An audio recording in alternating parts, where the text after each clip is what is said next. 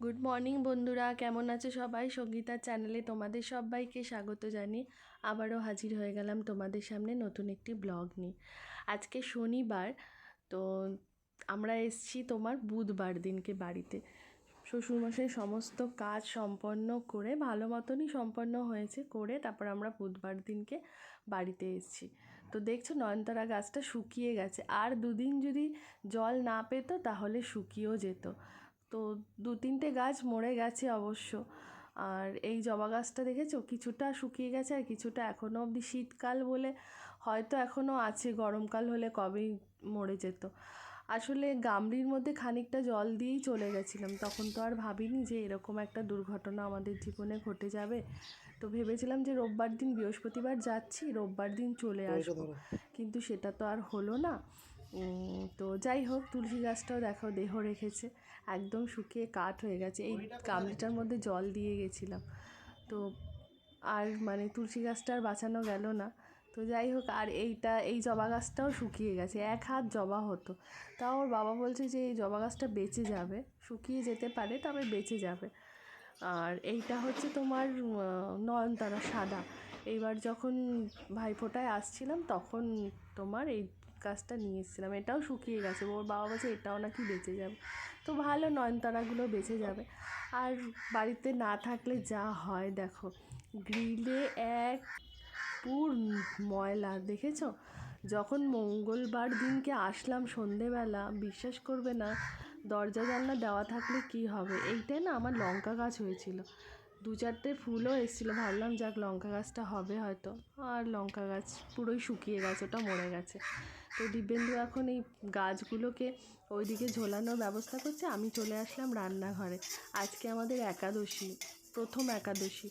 আর মনে হয় একটা একাদশী যখন মানে বাবা ওষুধের সময় একটা একাদশী পড়েছিল, আর আজকে একাদশী।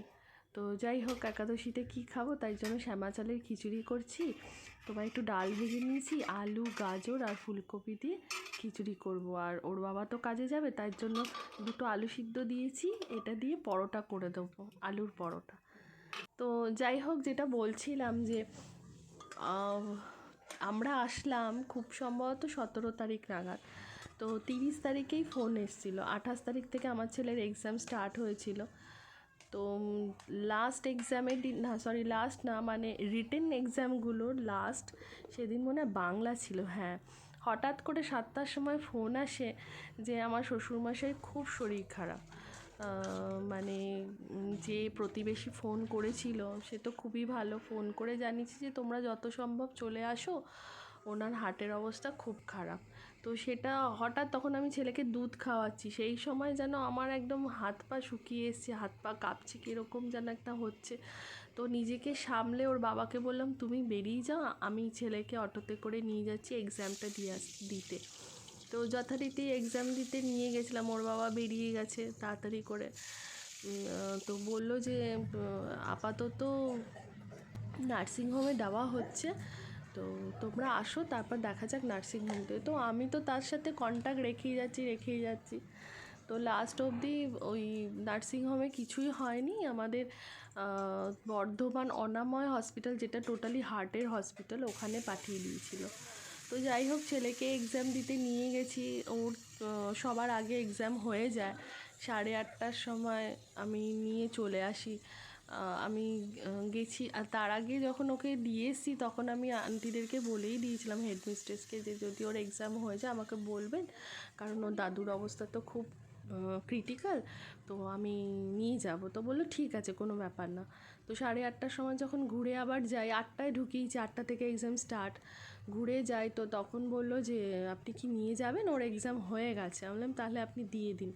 তো নিয়ে যথারীতি বাড়িতে এসছি, এসে কোনো রকমের ঘরটা একটুখানি মুছেই একটা ন্যাতা দিই, ঠাকুরকে সামনে পুজোও দিতে পারিনি, ঠাকুরের সামনে বাটায় জল বাতাসা দিয়ে কোনো রকমে ছেলের জন্য একটুখানি, আমার ঘরে গোবিন্দভোগ চাল ছিল, আলু কেটে গোবিন্দভোগ চালটা একটু ফুটিয়ে, কারণ আমার মাথায় ছিল যে আমি বর্ধমান যাব, তো ওর বাবা সেটা জানতো না, ওর বাবা ভেবেছিল যে আমি হয়তো শ্বশুরবাড়ি যাব, সেই মতনই ওর বাবা বলেছিল। কিন্তু না, আমার মনে মনে ছিল যে আমি বর্ধমান যাব, কারণ কন্টিনিউ তো আমার সাথে ফোনে কথা হচ্ছে। তো তারাই আমাকে বলেছিল যে বর্ধমান নিয়ে যাওয়া হচ্ছে, হার্টের অবস্থা ভালো না। তো আমার সেই সময় জানি না মনের মধ্যে হঠাৎ করে হয়েছিল যে আমি ছেলেকে নিয়ে যাব, কারণ তার নাতি, জানি না মানুষের সিচুয়েশন কখন কি আসে। তো আমার মনে তখন হয়েছিল যদি খারাপ কিছু হয় তো একবার তার নাতিকে দেখতেই পারবে, শেষ দেখা। তো যাই হোক, সেই সময় আমি ওই একটুখানি ভাত ফুটিয়েই কোনো রকম 2-4টে জামা কাপড় নিয়ে চলে গেছিলাম। আবার মনে মনে ভেবেছিলাম যদি সুস্থ হয়ে যায় তাহলে রোববার দিন চলে আসবো, কারণ মানডে থেকে ওর আবার এক্সাম। তো যাই হোক, সেরকম পরিস্থিতি নিয়ে গেছে। খুব একটা জামা কাপড় আমার তো গরম জামা নিইনি, ছেলের একটা দুটো নিয়েছিলাম। তো নিয়ে আমি চলে গেছি হাওড়া।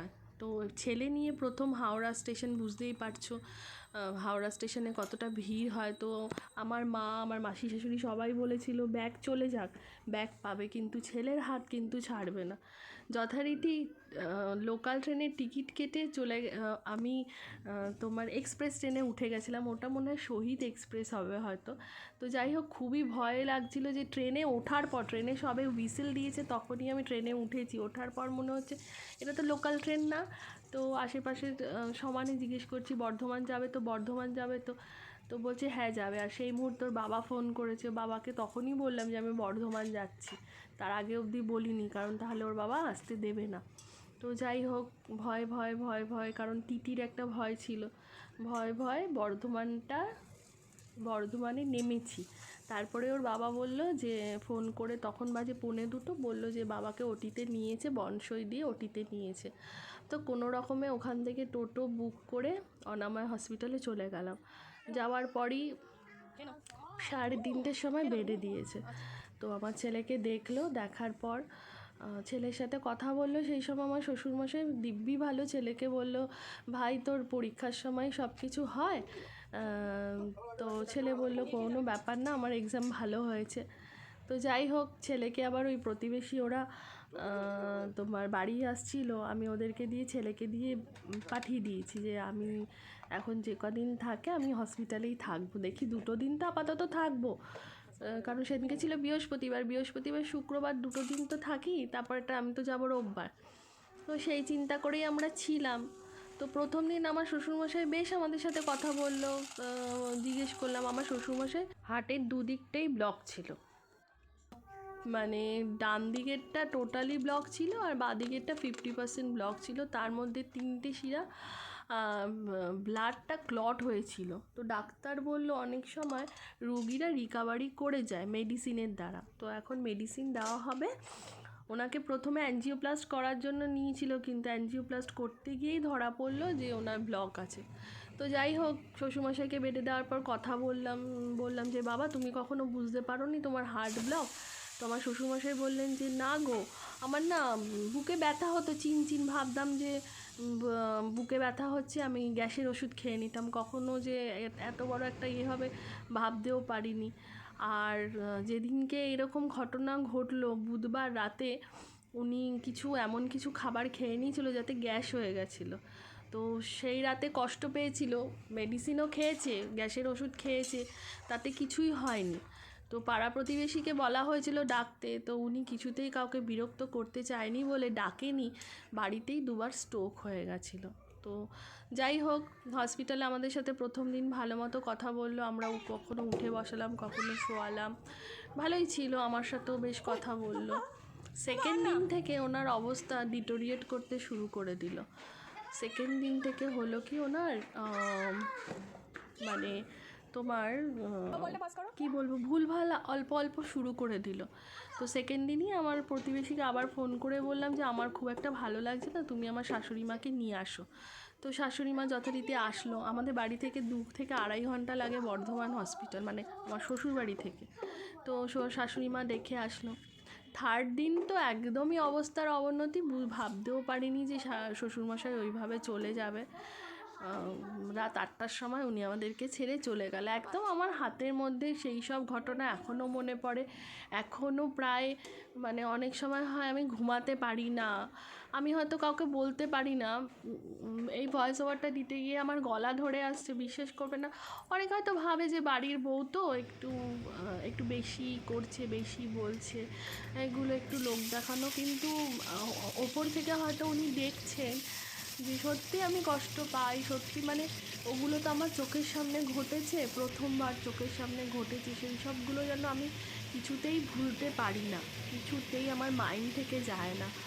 তো যাই হোক, তোমাদের সাথে কথা বলতে বলতে পুরো দিনের ব্লগটাও তোমাদের সাথে শেয়ার করে দিলাম।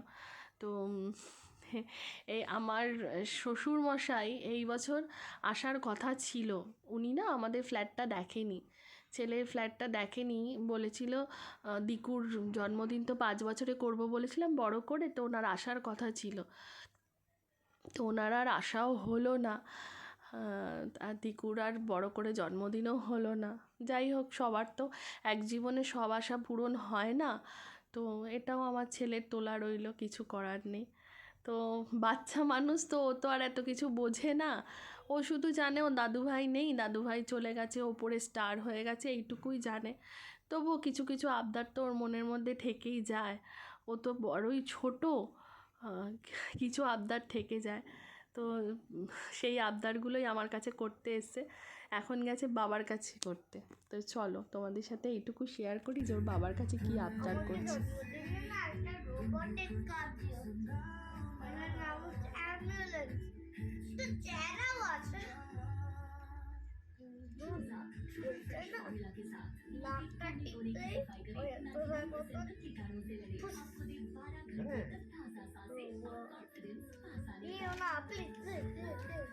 পড়ে যাচ্ছে হারিয়ে পড়ে যাচ্ছে। এটা করছি আলু কুমড়োর তরকারি রাতের বেলা তো আজকে একাদশী, যেহেতু রুটি খেতে পারবে না, তাই জন্য একটু তরকারি, আলু কুমড়োর তরকারি, আর তার সাথে একটু লুচি করব। ব্যাস, গরম গরমই করে দেবো, তার যাতে ওর বাবা আবার একটু গরম লুচি খেতে খুব ভালোবাসে। তো যাই হোক, তোমাদের সাথে পুরোটাই শেয়ার করলাম। আমাদের একটা খুব বড়ই ক্ষতি হয়ে গেছে, যেই ক্ষতির কোনো দিনই পূরণ হয় না। ভেবেছিলাম যদি আর 5টা বছর বেঁচে যেত, তাহলে অন্তত আমার ছেলেটা আর একটু বড় হতো। কিছু করার নেই, ওনারও সময় হয়ে এসছে, আর আমাদেরও এটা ভাগ্য যে ওই যে বললাম, এক জীবনে সব তো আর পূরণ হয় না, সব ইচ্ছা। তো চলো, ভিডিওটা এখানেই শেষ করছি, দিকুকে খেতে দেবো, রাত হয়ে গেছে। তো দেখা হচ্ছে খুব শীঘ্রই নেক্সট একটি ব্লগে। তোমাদের ব্লগটা কেমন লাগলো কমেন্টস করে জানিও, ভালো লাগলে লাইক করো, শেয়ার করো। দেখা হচ্ছে নেক্সট ব্লগে, ততক্ষণের জন্য তোমরা সুস্থ থেকো, ভালো থেকো, টাটা, গুড নাইট।